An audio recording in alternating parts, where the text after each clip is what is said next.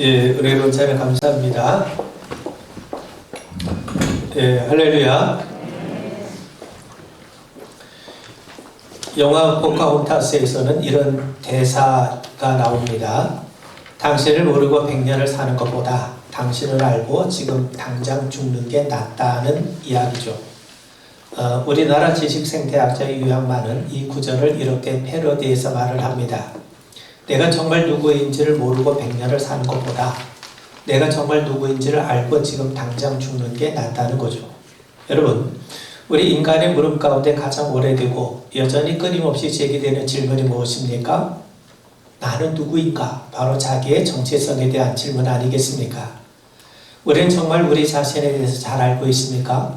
우리 자신이 누구라고 말해주는 사람은 누구입니까? 아마 우리는 좋은 사람, 괜찮은 사람, 예쁜 사람, 용기 있는 사람, 정직한 사람 이런 평판을 듣고 살고 있는지도 모릅니다. 반면에 누군가는 우리를 평범한 사람, 자기만 아는 사람, 돈에 대해서 인색한 사람, 고집스러운 사람이라 이렇게 말할지도 모릅니다. 여러분, 우리 주변 사람들이 나에 대해서 이러쿵저러쿵 하는 말이 내 모습의 일부를 보여줄 수 있습니다. 또한 내가 가지고 있는 은행 계좌의 돈이라든가 나의 직업이라든가 내가 출신 지역, 출신 학교 이런 것들이 우리가 누구인지를 알려주는 단서가 되기도 합니다. 그런데 이런 것은 우리에 대해서 극히 피상적이고 극히 일부만을 알려줄 뿐입니다. 그렇다면 성경은 우리에 대해서 어떻게 말씀하고 있는가? 여러분, 구약 성경 선지자 이사야는 우리는 다 양 같아서 그릇 행하여 각기 제 길로 갔거늘 이라고 이야기를 합니다. 양은 목자의 인도와 돌봄을 받아야 됩니다. 그런데 목자를 고호하고 자기 고집대로 행하면 길을 잃게 되고 급기야 맹수의 위협 아래 놓이게 됩니다. 선지자는 바로 하나님 앞에 불순종하는 이스라엘 백성들의 모습을 우리에게 보여주고 있습니다. 그들은 하나님이 말씀하셔도 도무지 들으려 하지 않습니다. 은혜를 베푸셔도 감사할 줄 모릅니다. 또 그들의 잘못을 책망하셔도 고치려는 마음조차 없습니다. 이것이 이스라엘 백성들의 진면목이라는 거죠. 어찌 그들만 그런 모습이겠습니까? 우리도 마찬가지 아닙니까? 그런 의미에서 선지자는 인간의 실상이 바로 하나님까지도 거부할 만큼 아주 완고하고 고집스러운 존재임을 우리에게 깨우쳐줍니다. 그렇다면 신약은 우리에게 어떻게 말씀합니까? 로마서 3장 23절에서 바울은 모든 사람의 죄를 범하였음에 하나님의 영광에 이르지 못하더라 라고 말씀하죠. 바울은 모든 사람의 죄를 범했다고 했습니다. 여러분, 우리 인간을 불편하게 만드는 게 바로 여기에 있습니다. 왜 아담이 범죄했다고 모든 사람이 죄를 범했다고 말할 수 있느냐 하는 거죠. 이건 사실 상식적으로 용납하기 어렵습니다. 여러분, 그런데 우리가 알아야 될 것은 아담은 우리의 조상이기도 하지만 인간을 대표하는 원형적인 존재입니다. 우리도 아담과 다르지 않습니다. 우리도 아담과 동일한 처지에 있다면 아마 똑같은 죄를 저지르고 말았을 겁니다. 그러므로 모든 사람의 죄를 범했다는 말은 바로 우리의 실상, 우리가 처한 현실을 우리에게 보여줍니다. 여러분, 늪지대에 빠진 사람은 발버둥 치면 칠수록 더 깊은 늪에 빠져들어가게 될 겁니다. 우리가 바로 그러합니다. 그러므로 모든 사람의 죄를 범했다는 말은 우리 모두가 다 죄의 깊은 수렁에 사로잡혀 있고 어느 누구도 그 죄의 수렁에서 스스로 나올 수 없는 우리의 실존을 말씀해 주는 겁니다.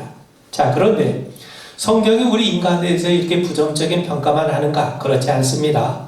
고린도후서 5장 17절에 보면 바울이 말씀하기를 그런즉 누구든지 그리스도 안에 있으면 새로운 피조물이라 이전 것은 지나갔으니 보라 새 것이 되었도다 라고 말씀하죠. 여러분, 그리스도 예수를 통해 우리는 새로운 피조물이라는 거예요. 하나님께서 그리스도 예수를 통해서 우리를 새롭게 창조하셨어요. 그래서 우리는 새로운 피조물입니다. 이전과는 전혀 다른 자가 되었습니다. 옛 것이 더 이상 우리를 주장할 수 없게 되었어요. 그 말은 다른 말로 표현한다면 이제 우리는 더 이상 죄에 속한 자가 아니라 하나님께 속한 자가 되었다는 겁니다. 그리고 오늘 우리가 읽은 본문에 따르면 사도 베드로는 우리에게 뭐라고 말씀합니까? 너희는 택하신 족속이요 왕같은 제사장들이요 거룩한 나라요 그의 소유가 된 백성이다 라고 말씀해요. 우리는 하나님의 택하심을 받은 사람입니다. 우리는 왕같은 제사장들입니다. 거룩한 백성이 되고 하나님의 소유라고 인정받는 백성이 되었다는 말이죠. 여러분, 세상적으로 보면 우리의 모습이 그리 신통치 않을 수 있어요. 잘난 사람들은 주변에 너무나도 넘쳐납니다. 그렇다고 우리가 주눅이 들 필요가 없습니다. 주변 사람들이 우리에 대해서 말해주는 것보다, 세상이 나에 대해서 평가해 주는 것보다, 내가 내 자신에 대해서 생각하는 것보다 하나님께서 성경을 통해서 우리에게 들려주신 말씀이 더 정확하다는 것을 우리는 분명하게 믿으셔야 됩니다. 그러면 우리는 어떻게 우리가 하나님께 속한 사람임을 알 수 있습니까? 성경이 그렇게 말씀해 주고 있지 않습니까? 그리고 성령께서 그러한 내용을 우리 안에서 분명하게 확증해 주고 계시지 않습니까? 저는 오늘 말씀을 세 가지로 여러분들과 함께 나누고자 합니다. 여러분, 하나님이 세상을 창조하셨어요. 하나님은 빛을 만드신 다음에 빛을 드러낼 수 있는 발광체인 해와 달을 만드셨어요. 하나님은 물과 하늘을 만드신 다음에 물속에서 헤엄치며 사는 물고기를 만드셨고 하늘을 날아다니는 새를 만드셨습니다. 하나님은 땅을 지으신 다음에 땅에서 살아갈 짐승들과 땅을 경작할 인간들을 만드셨어요. 이처럼 하나님은 인간이 살아가는 데 필요한 모든 여건을 다 구비해 놓으신 다음에 우리 인간을 지으셨다는 겁니다. 생각해 보세요. 빛이 없으면 우리는 아무것도 볼 수가 없어요. 그래서 하나님은 우리의 눈을 만드시기 전에 빛을 먼저 만드신 겁니다. 공기가 없으면 우리가 어떻게 숨을 쉴 수 있습니까?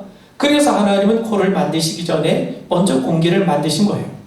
하나님은 이처럼 인간을 위해서 인간이 살아가야 될 여러 터전과 조건을 미리 세밀하게 구비해 놓으신 다음에 우리 인간을 만드신 겁니다. 그러므로 우리 인간은 아무 의미 없이 우연히 만들어진 존재가 아니라는 것을 우리 분명히 아셔야 됩니다. 여러분, 우리가 믿는 성부, 성자, 성령 삼위일체 하나님은 영원전부터 풍성한 사랑과 교제를 나누고 누리고 오셔서요. 하나님은 그 엄청난 사랑을 이제 이 우리와 같은 피조물과도 함께 나누길 원하셨습니다. 그래서 하나님이 세상을 지으시고 우리 인간을 지으신 겁니다. 삼위일체 하나님의 그 넘치는 사랑을 홀로 독점하지 않으시고 우리 인간과 나누시기 위해서, 우리 피조세계와 나누시기 위해서 하나님이 세상을 지으셨고 우리 인간을 지으신 겁니다. 그러므로 우리는 하나님과의 사랑의 교제를 위해서 또 하나님을 찬양하고 기뻐하기 위하여 지음받은 존재임을 우리 분명하게 자각해야 됩니다. 여러분, 구약 창세기 1장 26절에 보면 하나님이 이르시되 우리가 우리의 형상을 따라 우리의 모양대로 우리가 사람을 만들고 라고 말씀해요. 우리가 만들자는 거예요. 여러분, 우리가 만들자라고 하는 이 표현은요, 구약 성경 맥락에서 아주 중요한 결정을 앞두고 스스로 심사숙고하거나 깊이 결단할 때 쓰는 화법입니다. 자, 여러분, 여기 보면 하나님이 우리 인간을 만들기 위해서 협의하셨어요. 성부, 성자, 성령 하나님, 성자 하나님께 삼위일체 하나님께서 서로 깊이 숙의하시면서 심사숙고하시면서 우리를 지으셨어요. 그뿐만 아니라 여러분, 우리가 만들자라고 하는 이 표현은요, 어떤 중요한 결정을 앞두고 굉장히 심사숙고하는 모습을 우리에게 나타내주는 성경의 고유한 표현입니다. 그만큼 하나님께서는 인간 창조를 중요하게 여기셨다는 거예요. 얼마나 중요한지 정말 심사숙고하는 과정을 통해서 우리 인간을 지으셨다는 겁니다. 이건 그만큼 하나님과 우리의 관계가 얼마나 특별한 관계가 있다고 하는 것을 우리에게 말씀해주는 모습 아니겠습니까? 신약 성경에 보면요, 바울이 에베소서 2장 10절에서 이렇게 말씀합니다. 우리는 그가 만드신 바라. 하나님께서 만드신 바라는 거예요. 여기서 만드신 바라는 말은요, 그 원어로는 포이에마라고 하는데, 이 포이에마라고 하는 이 말 속에서 포임이라고 하는 시라고 하는 말이 나왔습니다. 여러분, 시인은 시를 쓰기 위해서 몇 날을 고심하며 언어를 선택합니다. 대충 언어를 가져다 쓰지 않습니다. 단어 몇 개 끄집어 쓴다고 해서 시가 되는 게 아니지 않습니까? 한 송이 국화꽃을 피우기 위해서 봄부터 소쩍새가 우는 것처럼 시인은요, 단 하나의 단어를 쓰기 위해서도, 그걸 사용하기 위해서도 온갖 심혈을 기울이지 않을 수가 없습니다. 그래서 여러분, 시인은요, 그 정말 단어 하나하나를 선별하고 그걸 가공하고 가듬기 위해서 얼마나 혼신의 노력을 다 기울입니까? 그렇게 해서 씨가 만들어지는 겁니다. 마찬가지입니다. 하나님께서 우리 인간을 지으실 때 대충 지으신 것이 아닙니다. 그만큼 고심해서 지으셨다는 거예요. 그래서 우리는 하나님의 걸작품이라고 고백할 수 있게 되는 겁니다. 여러분, 우리가 하나님 앞에 그러한 존재임을 성경은 우리에게 분명하게 말씀합니다. 우리는 하나님의 형상으로 지음을 받은 자입니다. 하나님을 대신해서 세상을 다스리도록 위임을 받은 자들입니다. 우리는 하나님과의 친밀한 사랑의 교제를 할 수 있는 자리에까지 초대를 받은 자입니다. 하나님이 우리를 지으실 때 하나님이 친히 입맞춤 하시면서까지 생기를 불어넣어 주지 않으셨습니까?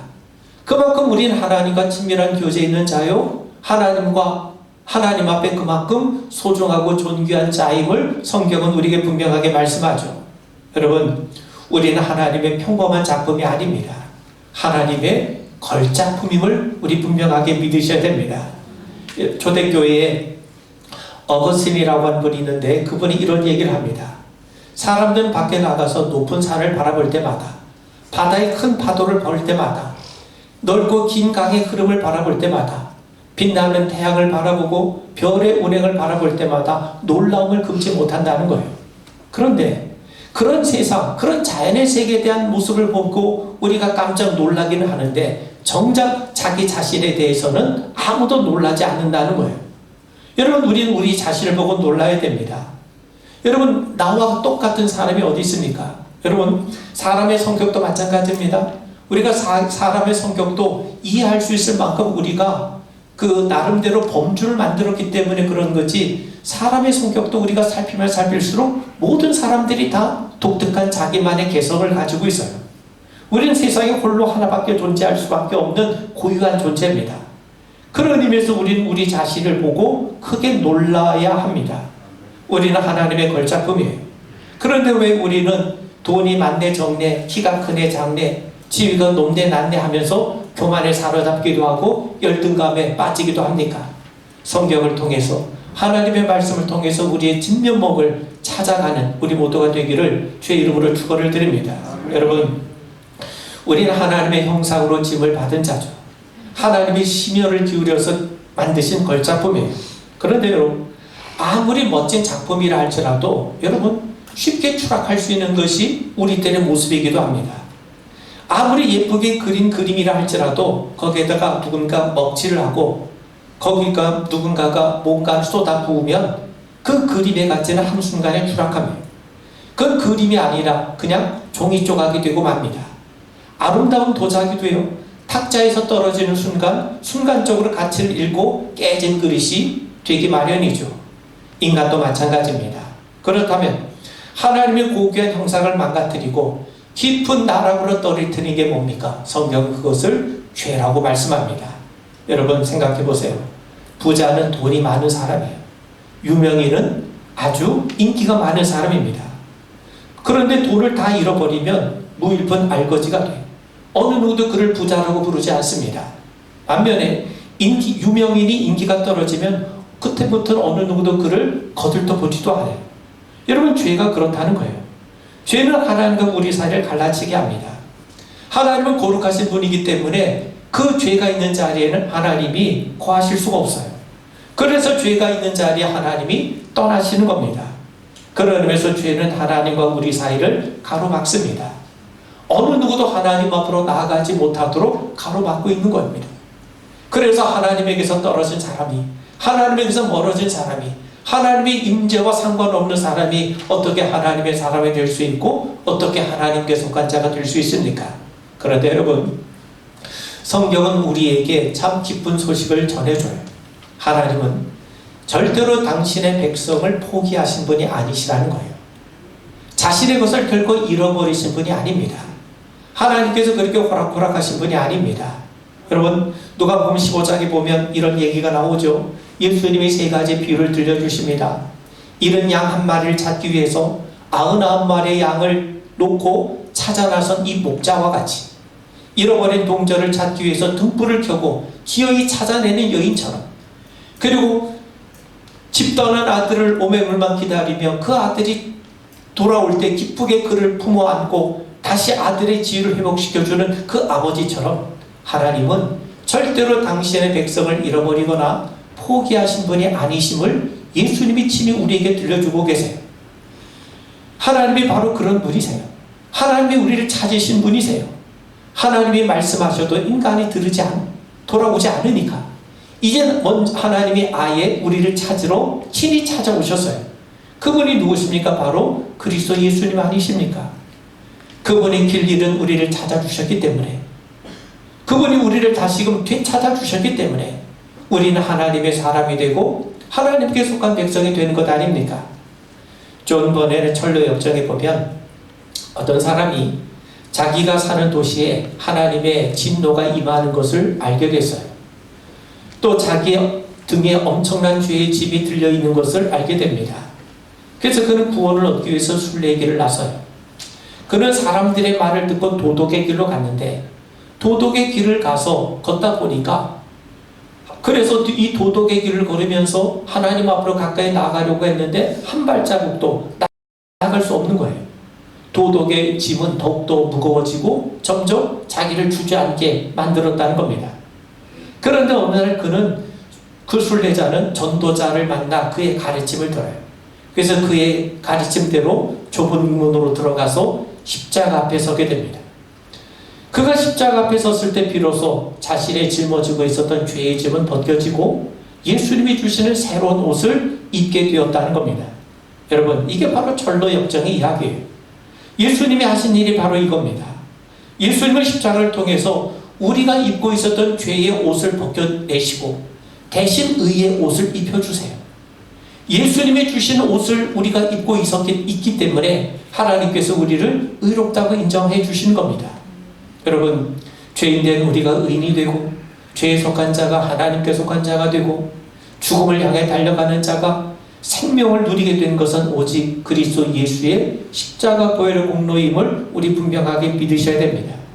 성경은 우리에게 분명하게 말씀하시기를 하나님이 우리를 잃어버린 우리를 찾으시는데 바로 그리스도 예수를 통해서 우리를 찾으시고 우리를 하나님의 사람으로 세워주시는 거예요.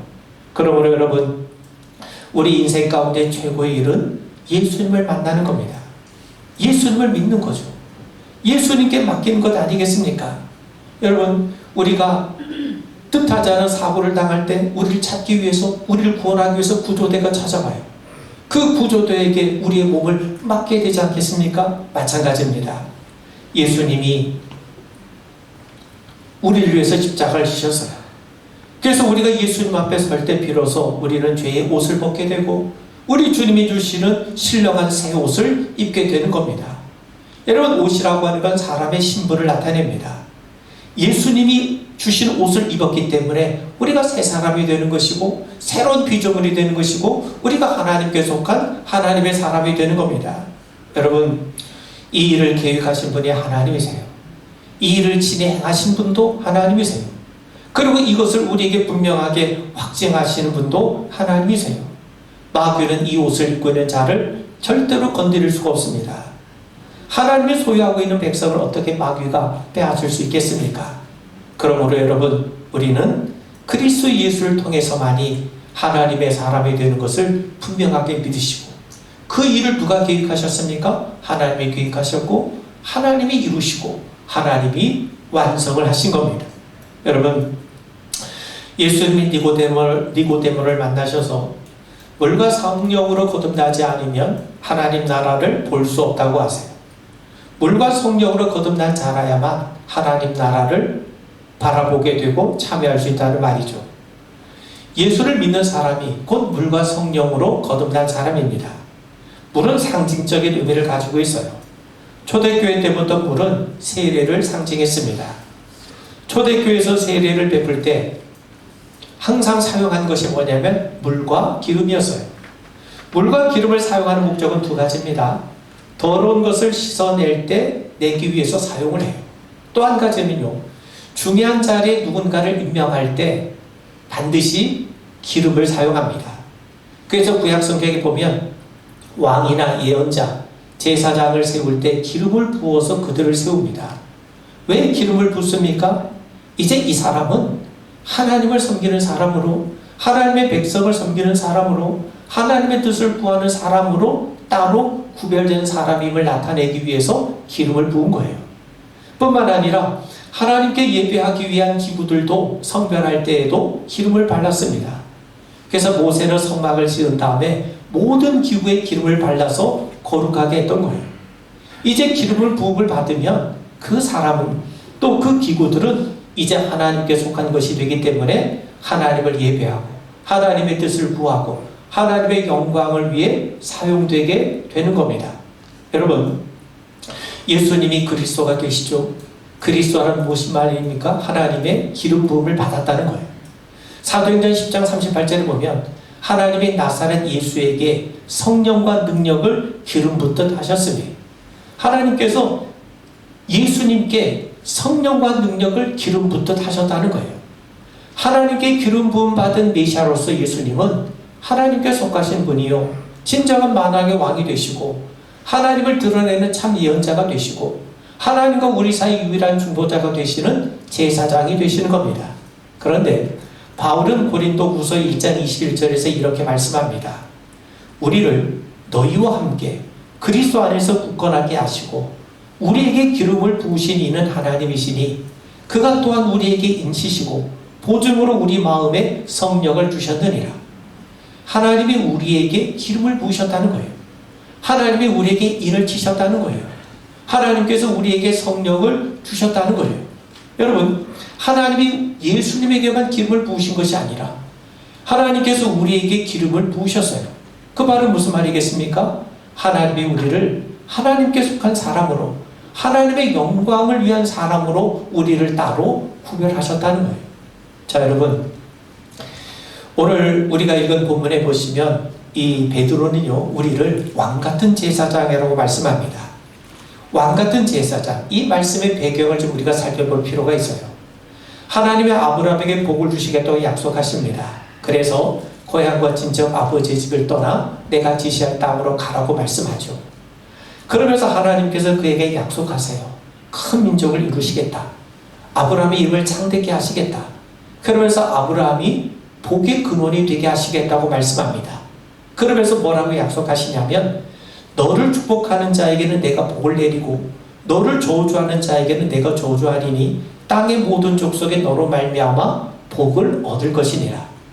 땅의 모든 백성이 아브라함으로 인해서 그로 말미암아 복을 얻게 하신다는 겁니다. 여러분, 이 말이 무슨 말이겠습니까? 모든 백성들이 아브라함을 통해서 아브라함이 받았던 복, 아브라함이 누렸던 복을 동일하게 얻게 하신다는 거예요. 좀 더 구체적으로 말씀을 드리면 아브라함을 통해서 아브라함이 만난 하나님을 다른 모든 백성들도 동일하게 만날 수 있게 하시겠다는 거죠. 하나님은 아브라함만의 하나님이 아니세요.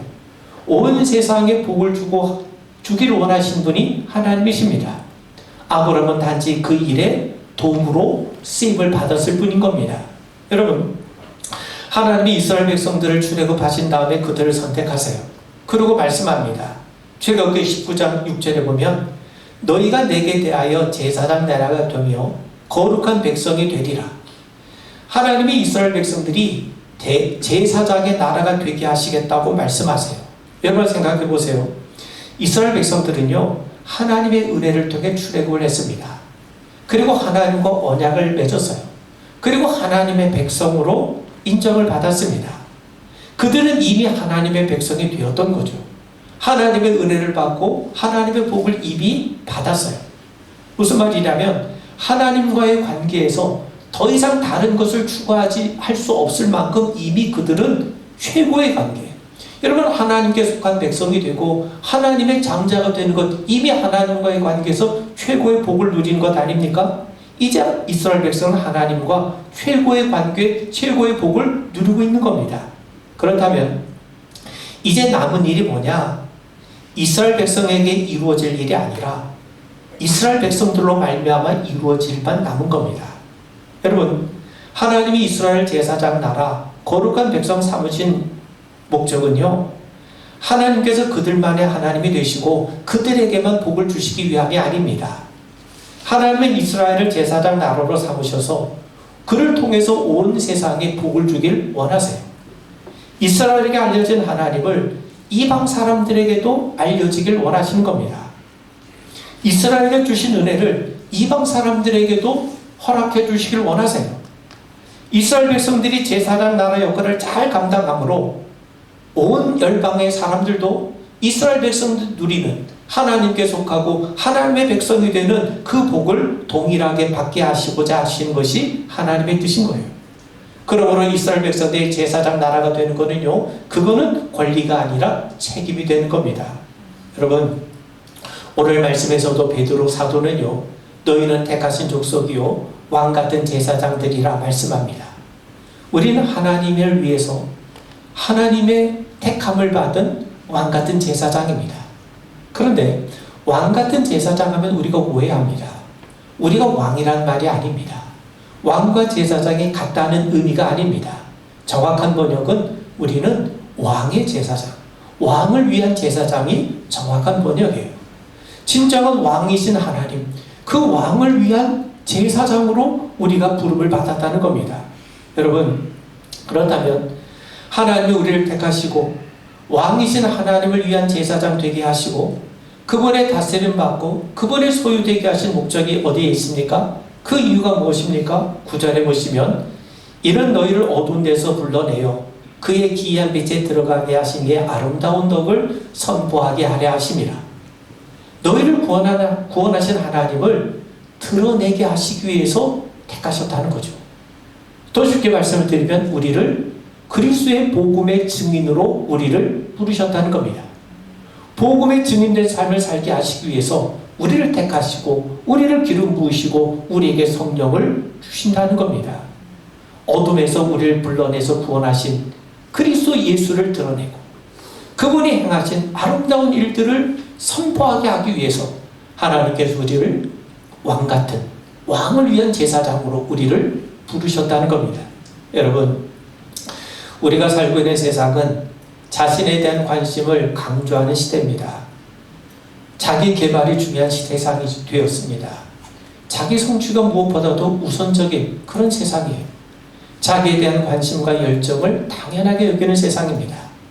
그래서 모두가 자기가 중요하죠. 자신의 감정, 자신의 느낌, 자신의 생각, 자신의 자존심, 자기와 관련된 것을 가장 중요하게 여기는 시대를 우리가 살아갑니다.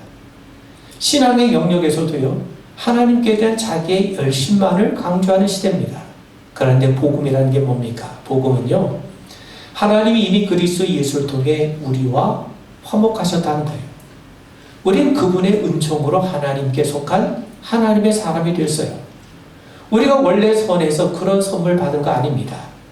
우리가 원래 악했지만 이것을 인정하고 바르게 산 결과 우리가 선해졌기 때문에 하나님의 선물을 받은 것이 아닙니다. 우리가 하나님의 사람이 된 것은 전적으로 그분의 은총이에요. 우리를 창조하시고 또 우리를 지탱하시고 구원하시는 그분의 은총으로 말미암아 우리는 하나님께 속한 자가 됐습니다. 이 은총이 우리로 하여금 하나님의 증인된 삶의 자리로 우리를 이끌어오는 거예요. 이제 우리가 하나님의 사람이 되었습니다. 하나님의 사람이 되었으니 하나님께서 우리에게 행하신 그 은총의 역사를 우리는 드러내고 증거하는 증인된 삶의 자리로 이끌림을 받은 겁니다.